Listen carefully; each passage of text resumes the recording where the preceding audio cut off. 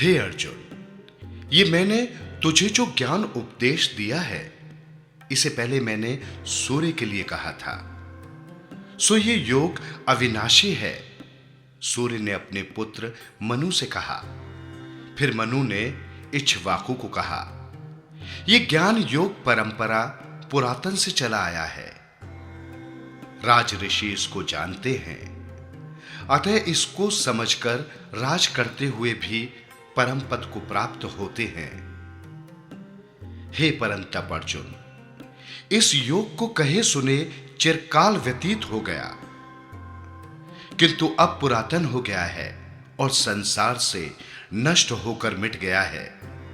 अब वही पुरातन योग मैंने तेरे प्रति कहा है।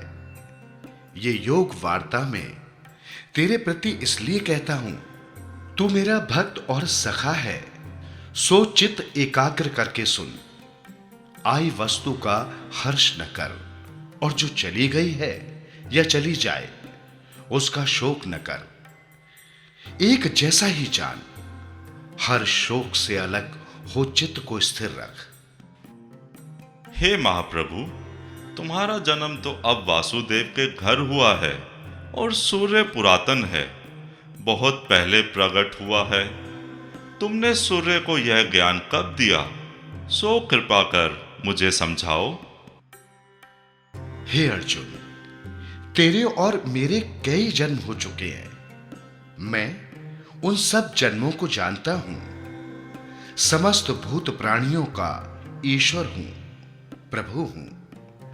मैं अपनी माया से जन्म भी लेता हूं, जैसे कोई राजा अपने राजसी वस्त्र उतारकर और दूसरा कोई वेश धारण करके लोगों द्वारा पहचाना नहीं जाता। इसी भांति मैं देह धरकर संसार में आया हूं। हे अर्जुन, मैं देहधारी नहीं, देह से परे हूं। मेरा देह स्वरूप है। शरबत और मिश्री की भांति मेरी देह और आत्मा एक ही स्वरूप है। हे अर्जुन, मैं कब और किस निमित्त जन्म लेता हूं, सो सुन। जब जब धर्म की हानि होती है, तब तब मैं प्रकट होता हूं। साधुओं की रक्षा और तिरस्कृत अर्थात पापी जीवों का नाश करने और धर्म को बढ़ाने के लिए मैं युग युग में अवतार धारण करता हूं। अब जो मेरे दिव्य जन्म और कर्म है, उनको जान। जैसे दूसरे देहधारी रक्त बिंदु से उपजे हैं, वैसे मेरी देह नहीं है। जैसे और जीव कर्मों के बंधन से बंधे हैं, अर्थात कर्मों के अनुसार देह पाते हैं। हे अर्जुन, मैं ऐसे जन्म नहीं लेता। मेरा जन्म स्वच्छ है। मैं अपनी इच्छा से प्रकट होता हूं। मेरे ऐसे जन्म दिव्य ज्योति रूप है और मेरे कर्म भी ऐसे दिव्य हैं। जो मैं करता हूं सो किसी से करे नहीं जाते, जो मन की चेतावनी से भी नहीं किए जाए। उनका दृष्टांत सुन। मैं प्रहलाद भक्त की रक्षा हेतु नृसिंह रूप होकर स्तंभ से निकलकर प्रकट हुआ, तो किसी ने भी नहीं जाना। हिरण्यकश्यप की छाती वृक्ष से भी कठोर थी। वो कोमल घास की तरह नखों से वे दीर्ण करके फाड़ डाली। गोकुल के भक्तों की रक्षा के लिए 7 दिन तक गोवर्धन पर्वत हाथ की नन्ही उंगली पर धारण किए रखा। इसके अतिरिक्त मैंने जो भी कार्य किए हैं, सब दिव्य ही किए हैं। जो मनुष्य मेरे ये दिव्य जन्म और कर्म जानते हैं, हे अर्जुन, वे मनुष्य देह को त्याग कर मेरे परमानंद अविनाशी पद में जा प्राप्त होते हैं। फिर जन्म मरण के बंधन में नहीं पड़ते। हे अर्जुन, अब उसकी बात सुन जिसको मेरे चरणाबिंद की भक्ति उपजी है, जो बहुत जन वैरागी होकर निर्भय और क्रोध रहित होकर उसका मन का चेता मेरे में रखकर मेरी उपासना करता है। इन साधनों से जिसका मन पवित्र हुआ हो, उसको मेरी भक्ति उपजती है। जिसको प्रेम भक्ति उपजी है, हे अर्जुन, मैं उसके रोम रोम में आकर निवास करता हूं। जिस प्रकार जो मेरा भक्त मेरा भजन स्मरण करता है, उसी प्रकार मैं उसका भजन स्मरण करता हूं। और सब मनुष्य ही जिस प्रकार मैंने लगाए हैं, वैसे ही वो लग रहे हैं। अब आगे सुन, मैं अपने भक्तों के साथ वैसा ही हूं जिस प्रकार मेरे भक्त मेरे साथ हैं। अब तू यदि ये कहे कि सभी मनुष्य तुम्हारा भजन क्यों नहीं करते, दूसरे देवताओं की उपासना क्यों करते हैं, तो उनकी बात भी सुन।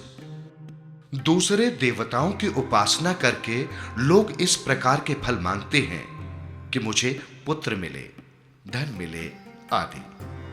देवता उनकी कामना पूर्ण करते हैं।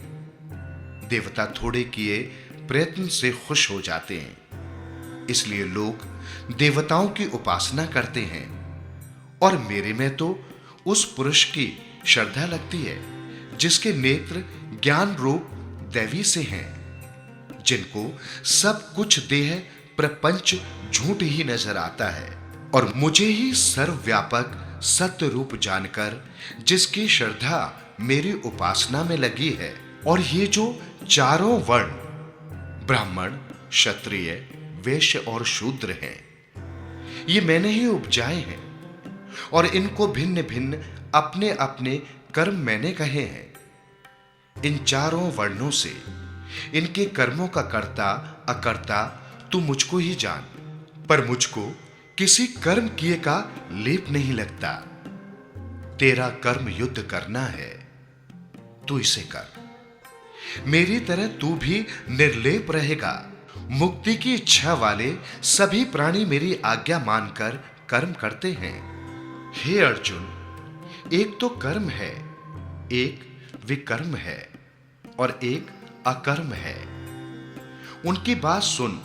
जिस प्रकार शास्त्र की आज्ञा है, उस भांति स्नान आदि से लेकर कर्म करने को कर्म कहते हैं।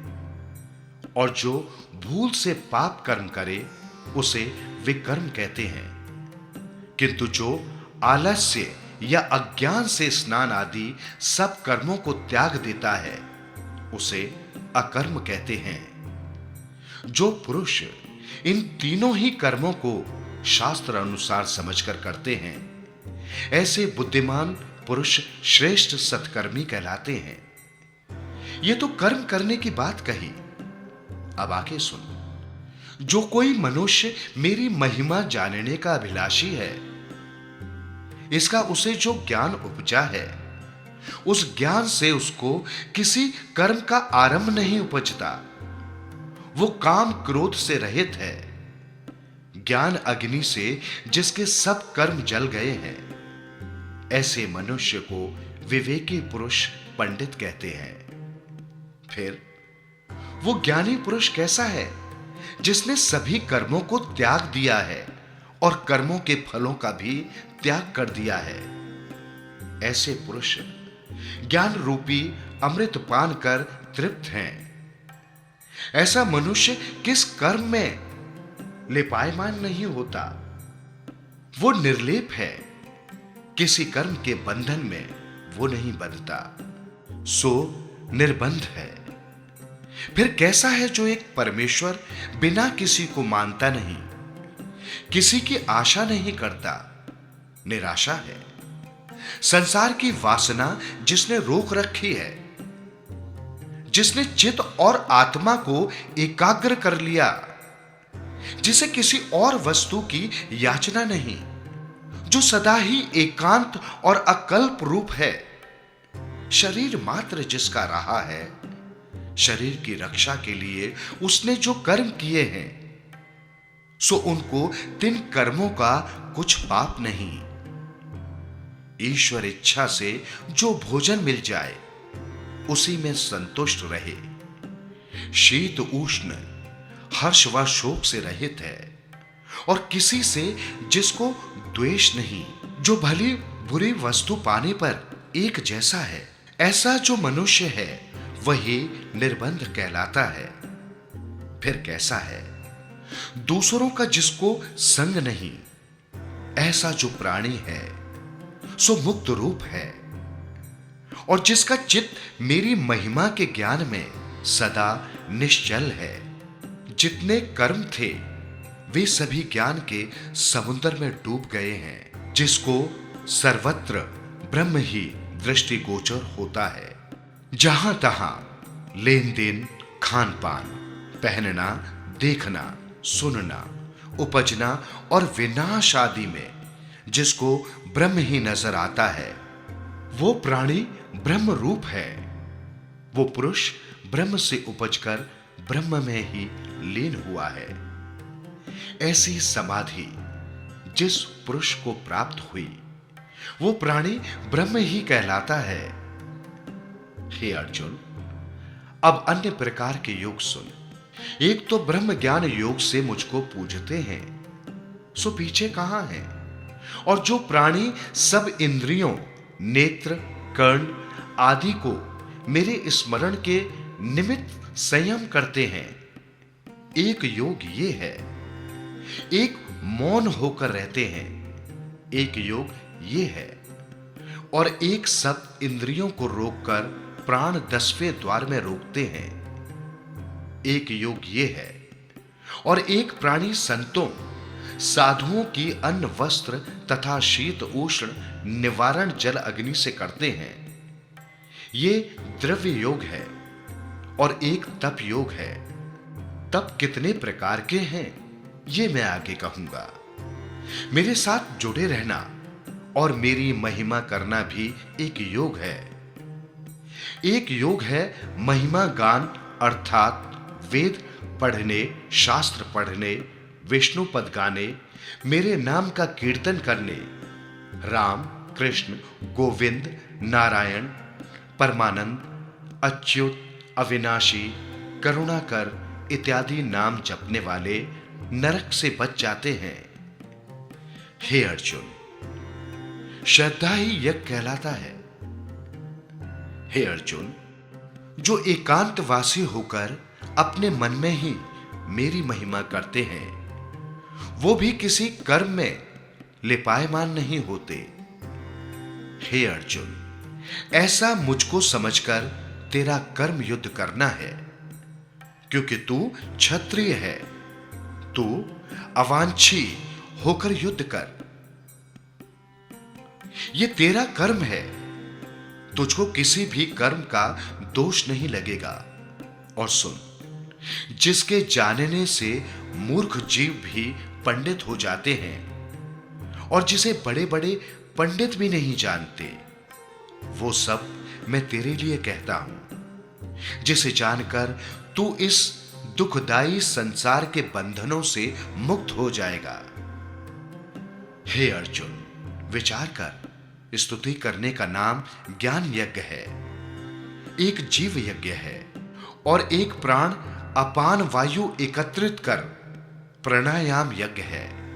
और एक क्रम से एक एक ग्रास घटाते हैं, ये यज्ञ है। ये जितने प्रकार के यज्ञ भी मैंने कहे हैं, ये सभी पापों का नाश करते हैं। इन सब यज्ञों में जिस यज्ञ से भी जो कोई मुझको पूजेगा, वो मुझे ही प्राप्त होगा। उसका जीना अमृत के समान है। मेरी कृपा से और जो कुछ भी भोजन आदि वो करता है, वो भी अमृत है। ऐसा प्राणी देह त्याग कर परे से परे मेरे सनातन ब्रह्म को पाता है। हे कुरुवंशियों में श्रेष्ठ अर्जुन, मेरे पूजे बिना, मेरे स्मरण किए बिना इस लोक में भी सुख प्राप्त नहीं होता। पर लोक की तो बात क्या कहूं। हे अर्जुन, इस प्रकार के यज्ञ मैंने पूर्व ही कहे हैं, इनके जानने से तू मुक्त होगा।